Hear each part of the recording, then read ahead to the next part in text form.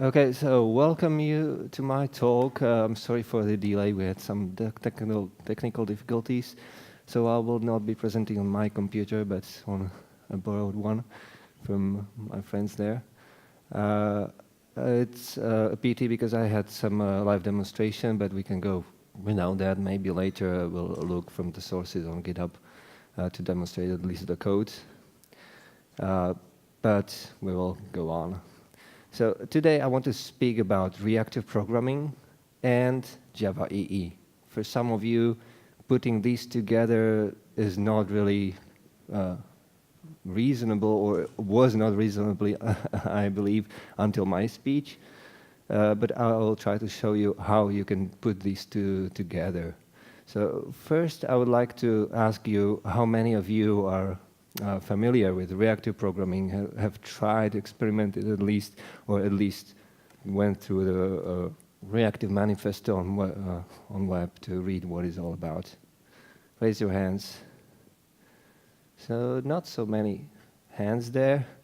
So probably I will also explain a little bit of the basics and demonstrate how to think reactively to build reactive applications.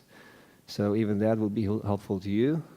And another question is, how many of you are familiar with Java EE, or even do you use it on a daily basis? Yeah, much more many hands. So I believe that we can put these two concepts together, maybe match those that are using reactive concepts in their daily life, if there are any, and to show them how it can be used in Java EE, but mostly for those people who are using Java EE to open their eyes and to show how to use the reactive concepts in their daily work. So I will speak a bit about what you can do now with Java EE 7 to build reactive applications. And to help yourself, we will add some Java EE goodness, mostly lambdas and completable futures. And then I would like to show you how Payara Micro helps building and running your applications based on Java EE, but adding more new features with this runtime. Live demo was supposed to be part of this talk, but I will at least try to go through the code that is available on the GitHub and explain a bit about the idea of putting all these things together. So first, for the majority of you that didn't raise hand in the beginning, I will go through the basics of what reactive programming is all about. It's summarized in the Reactive Manifesto. You can search for it on the internet. It's available on reactivemanifesto.org, I believe. It's a short paper summarizing the concepts on how to build modern and robust applications and how to save resources and make the application able to process loads of requests in this world when the number of requests is increasing, and some companies even call it big data. I don't know how big the data is, but you can imagine it's different for everybody. But to build such applications that can really process this loads of data or react to peaks in requests when you have in one time many users come into your application, and then nobody uses the application during night, for example. You need to change a bit your perception of how to build applications and how applications should work to react to these loads. So the essential part is responsive. You want to create responsive applications so that they literally respond quickly and effectively to the loads, to the requests that are coming to the application. To support that, there are these two concepts, elastic and resilient. They mean that your applications is able to scale, to accept more and more resources so that it's more robust, it has more computation power to process all the incoming requests. And when the number of requests is increasing, you can, during runtime, increase the processing power of your application, but by just adding nodes to the application or adding computer CPU cores. And resilient supports also the responsive concept, meaning that your application is quick to react to failures. If there is a failure in one part of application, it doesn't wait until timeout happens to respond to the user or client. It just wants to respond with immediate feedback so that the user can choose. Either wait for the action to complete and the system to recover, or retry the action, or just go for a coffee and wait until the system is responsive again. And message-driven is at the base, at the bottom. It is really helpful to put these things together. It's a glue to make it possible that components of your applications can be elastic, resilient, responsive, because otherwise, without messages, it would be hard to meet the requirements of these three. But I want to not only speak about reactive programming, but in how you can use reactive approach in your existing applications based on Java EE. So it's more a practical demonstration, not only a theory about reactive programming, of how to use these new concepts that you can eventually learn more and more by studying on the web. I will not go into details about reactive programming, but how you can use them already in your existing applications which were not built in a reactive way. So first start with what is traditional in our applications, how we traditionally think to make things simple. We have an assignment to do. We need to program our applications to meet the assignment. It's a functional assignment. So far, no non-functional, no speed requirements are defined, so we don't think about them. In an agile way, it's efficient. We just focus on the task, and the task is to do to make the application do what we need it to do. So we just process a request, and according to our requirements, we need to go to the database to get some data. We need to access additional resources to put these things together and send them to user. But the resources might be slow. We don't expect them to be slow. They are on our local machine. It's fast. When we deploy them into production, it can be still quite okay. But when there are multiple requests incoming through the lifetime of the application, it may get slow. Or if there are some failures in communication during in the network, for some small time, the external resources might be slow. So what do? We just wait. That's probably you didn't expect it, but you actually do it, I believe, and I do it most of the time when I do programming. I just wait for the resource and continue processing, because it's simplest thing to do. It's thread safe. I don't go into many problems in synchronization, and it's often sufficient. I don't think about making the application really efficient until I really need it to be efficient, because it's in an agile way. I build the requirements first, and the requirements didn't mention any requests on optimal behavior. And then when the application gets slow, I get another request from our clients or from business people. We have to make it performant.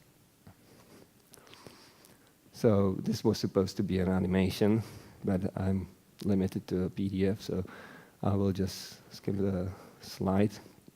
The idea is sometimes your resources are wasted when you are waiting for external services.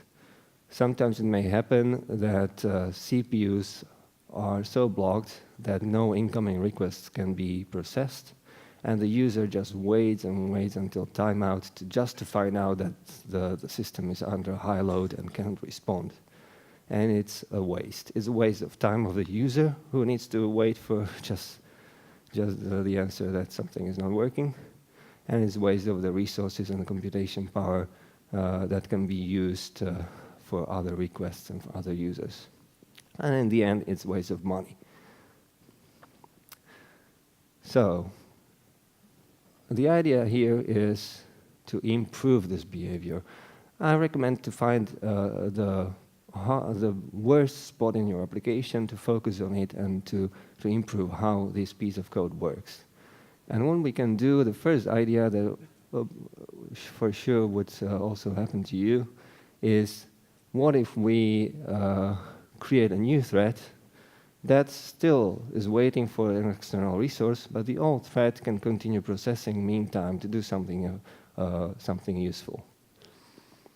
But the problem is that when there is nothing else useful to do, while waiting for the resource, and also the code becomes more complex without adding too much of value, because at one point in time we still need to wait for the resource. We don't know how long it will take. And we need to keep asking the resource, if it's, are you ready, are you ready, are you ready? And the code gets more and more complex. So we can improve the idea in the way that we get rid of the first thread and execute everything in the last thread.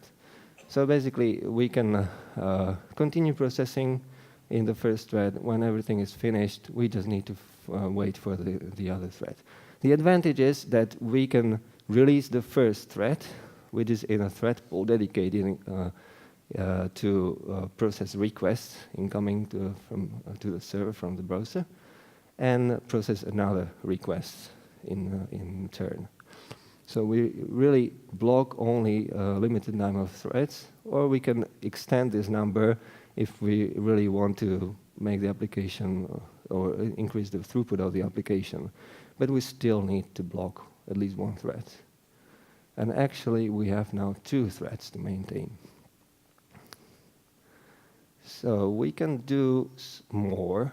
We can now pass the computation context from one thread to another. And if we can do it asynchronously, we don't need to waste any thread. We just finish one thread, pass the computation context to our asynchronous API, provided that it's asynchronous. And the asynchronous API will execute a callback on a new thread, but only once the request is finished.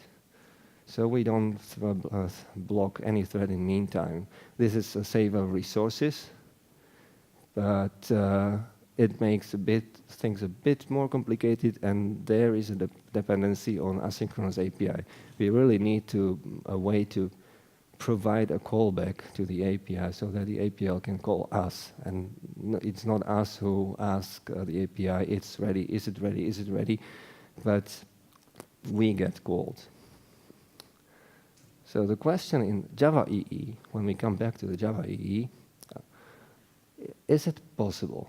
Is there enough asynchronous API to do this? This is the list of the API in Java EE that makes it possible. In all these, you can have asynchronous API to finish the concept, to make your code reactive. There are parts which are not asynchronous still. For example, database access. But with database, it's a bit more complex, because even the lowest API in Java, JDBC, is not asynchronous. It's still blocking, and it's very hard to go around this. You need to use a non-standard driver. For example, MongoDB provides asynchronous API, but with standard JDBC drivers, it's not possible. So what do? You go a step back and you still block a thread, but I recommend to block a thread that is outside of the thread pool that manages incoming requests, so that you can control these two thread pools separately. I will now demonstrate how it looks like in the code. I'll take JDD, which is quite popular these days due to microservices and separating your application into multiple services accessed using REST API. On the server side, on the endpoint side, there are slight changes to how we traditionally create the endpoint. First thing, you need to somehow get the response, asynchronous response, which you can pass around. You don't return a value from the get method, but you pass the return value to this context. And the advantage of this is that you can pass this context to as many threads you like. It can jump whenever you like it to jump. And then after everything is finished, you just call resume OK, and the response is finalized and sent to the browser. So it makes easy to jump between threads, and that's essential in reactive programming. With client API, the situation is a bit different. With JDD client API, you need to request the asynchronous part of the API, and then you need to pass a callback. The change is that you don't get the return value from the get method, but you need to pass a callback that is called after the data is available. And in result, the get method is not blocking. You execute it, it just fires the request on the REST endpoint and doesn't wait. You can continue processing later, and your thread is not blocked. To make all these things much easier, we can add CompletableFuture for Java 8. CompletableFutures are here to solve one problem.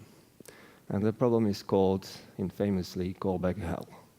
Probably many of you know it from the JavaScript, where you pass functions all around. And if you nest callbacks into callbacks into callbacks, the code gets pretty unreadable. So JavaScript invented promises. Java 8 comes with CompletableFuture, which is essentially the same, plus some more things to manage threads. So how we can use this CompletableFuture is not so straightforward, because Java EE 7 doesn't yet support Java 8 concepts. So we have to go around it a bit. But essentially, you can complete a future from your callbacks. You just need to create a callback, CompletableFuture in advance, and then in the invocation callback of a JDD API, you just complete the result. And in this way, you can chain actions that should be executed after the REST invocation is completed.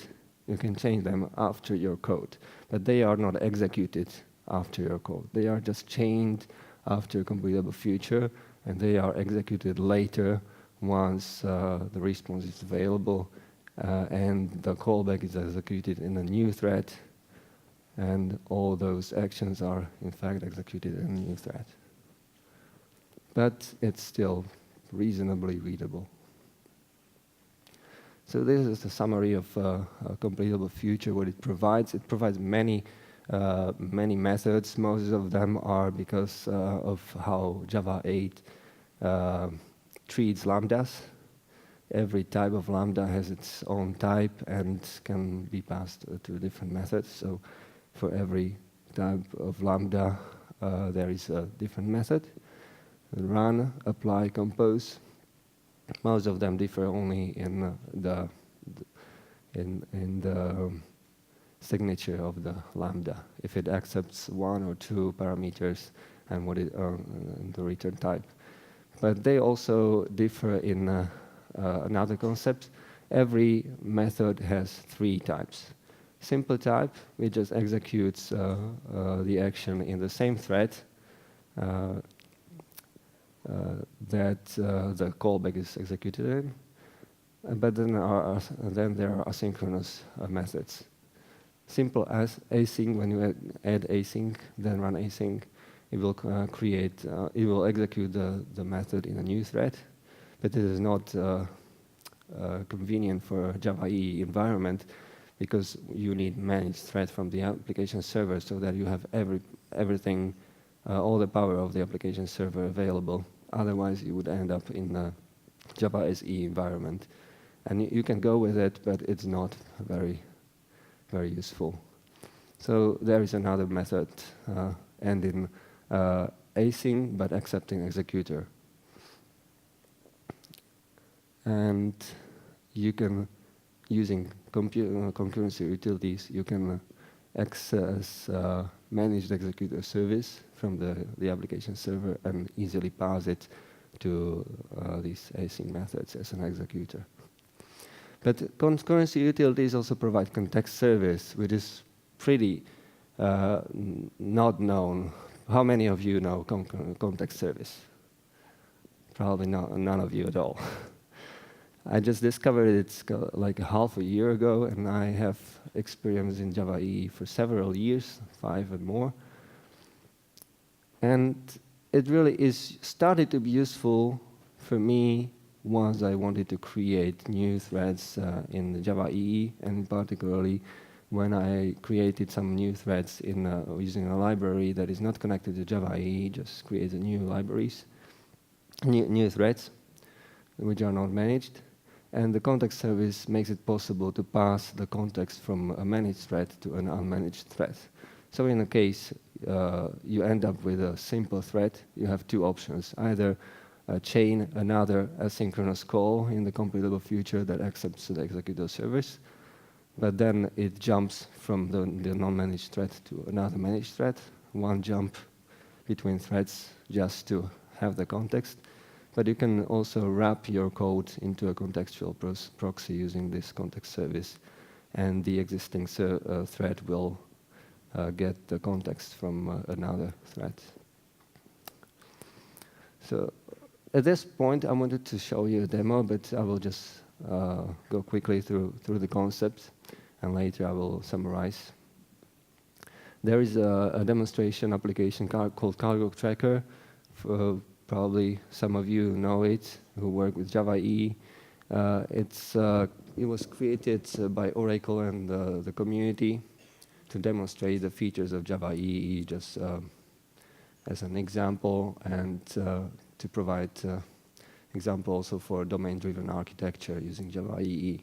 So most of the, if not all, the features of Java EE are used in this application. But I decided to extend this existing application to demonstrate that even really big applications can be enhanced in a reactive way. So first, I separated a piece of code to a separate microservice to make it more complex and match more the current architectures that are emerging. And then decided to improve one request there using the API. Hopefully we'll come back to this later.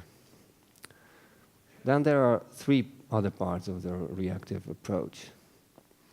They are not so important as the responsive, because you can see that all the other 3 have arrow to responsive, so they are like supporting responsive behavior of the application. But as I said, to make the application responsive, you want to make it react to increasing load. So you want to make it elastic, so you can add additional nodes.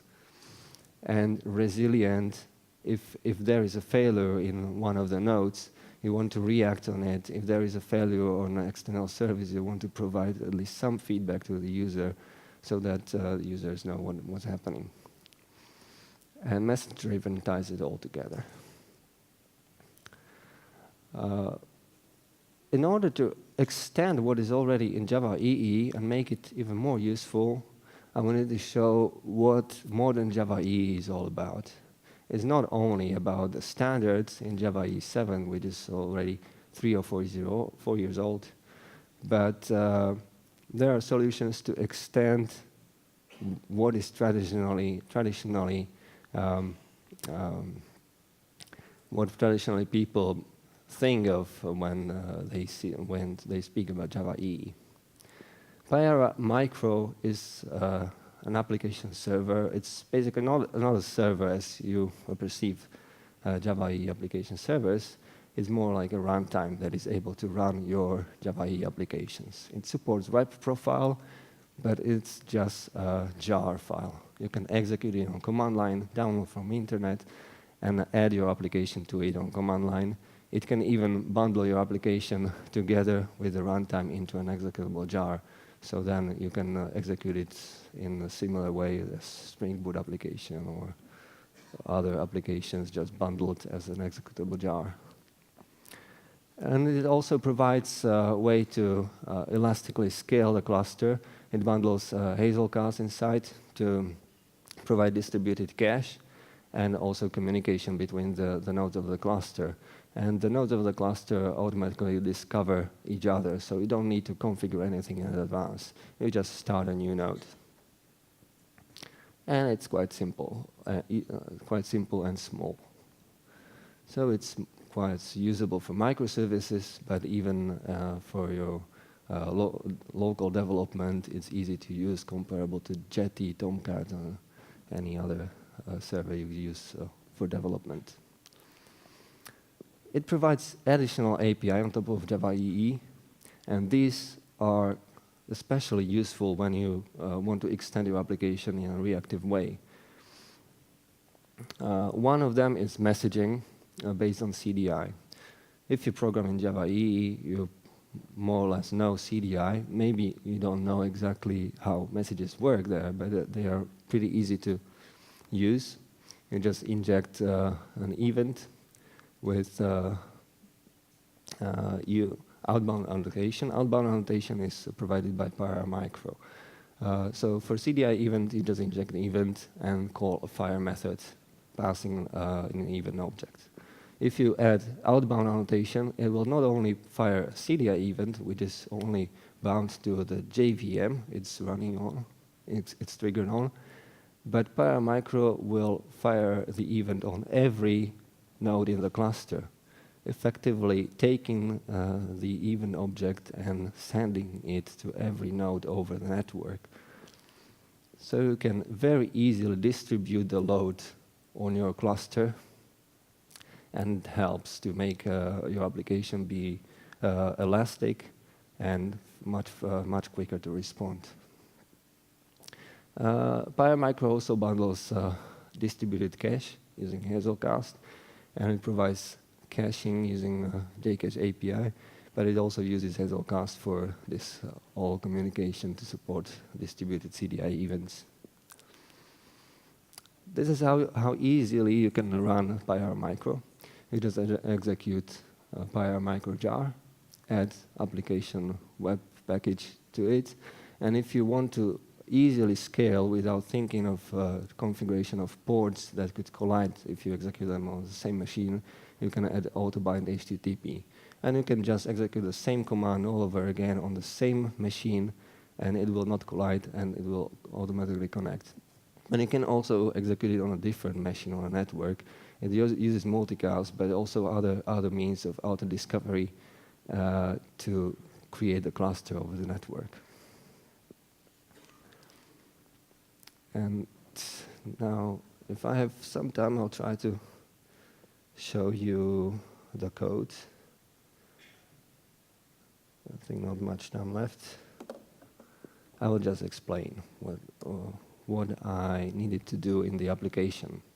First, the application is completely traditional. It gets a request to find the route for a cargo to be dispatched from one location to another location. And it's in one part of the world, let's say in Krakow, we want to get it into London, and it needs to find the route of the ships that just go around the world. So there is one line that goes to Stockholm, let's say, or first it's only ports, so it would not be Krakow, but we can extend it from Krakow to let's say what's there to Hamburg, from Hamburg to Stockholm, from Stockholm to London. There's one route, one example. It might not be optimal, so it tries to search for optimal routes. It might be time-consuming. And this computation is already separated into another microservice accessible through a REST API. And the microservice computes the list of routes, and only after the computation finishes it returns back some number of routes. You can specify 5 or 3 or just a number that applies. But it can take some time. And maybe you just need 2 or 3 routes. So you would want these 2 or 3 routes first, and then maybe leave the computation go on and accept more results. So one thing to improve is to add the asynchronous API, to use the asynchronous API to access the REST resource. So what I did is I turned the REST API, calling the REST client API, calling the microservice into asynchronous API. And then to update the application much more quickly, I used WebSockets. WebSockets are very useful if you want to send updates from the server, and it also demonstrates the messaging in between. It uses messages sent through the WebSockets once there is something available. Your web application can load, can show progress bar, and also accept every time there is a message using WebSocket. You can update the web page and show immediately the results. So this is one game. But in order to get result one at a time, immediately after it's computed, you need to somehow adapt the API between, or the communication between the two services. If you just call a REST endpoint and wait for all the results, it's still not reactive enough because there is still too much waiting for the results. And REST API is not very optimal to solve this.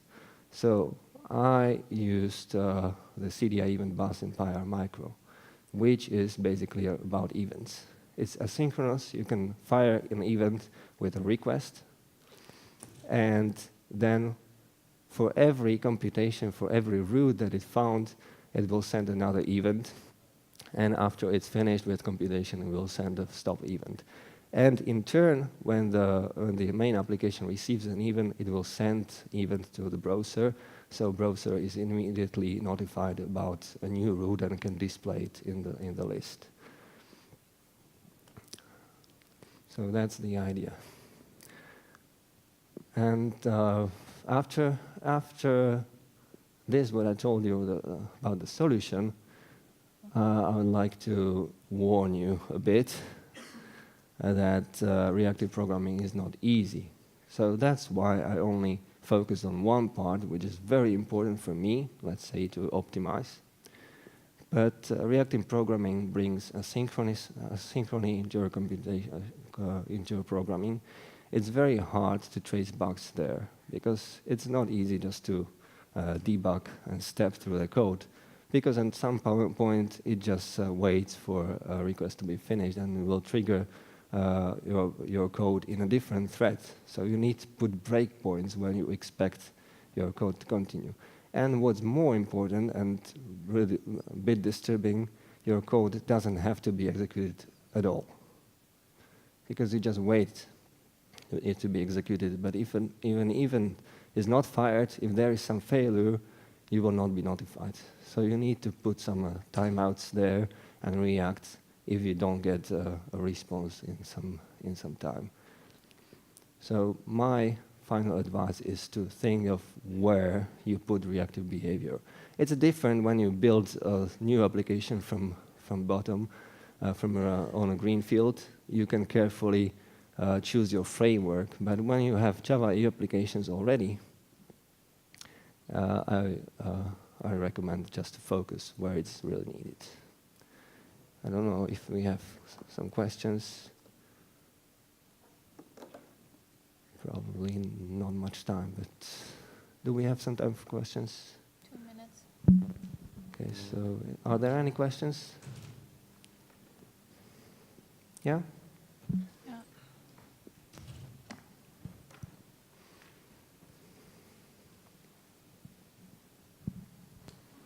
So my problem with this approach, which I encountered, is really in one place. Resilience, I even make it easier. Error handling, exception handling. So because of how JEE works with exceptions, especially runtime exceptions, like generally automatically everything rolled back and so on, things like if the service doesn't respond, please call it once again, try up to 3 times. I found it extremely hard to do it, such things with JEE approach.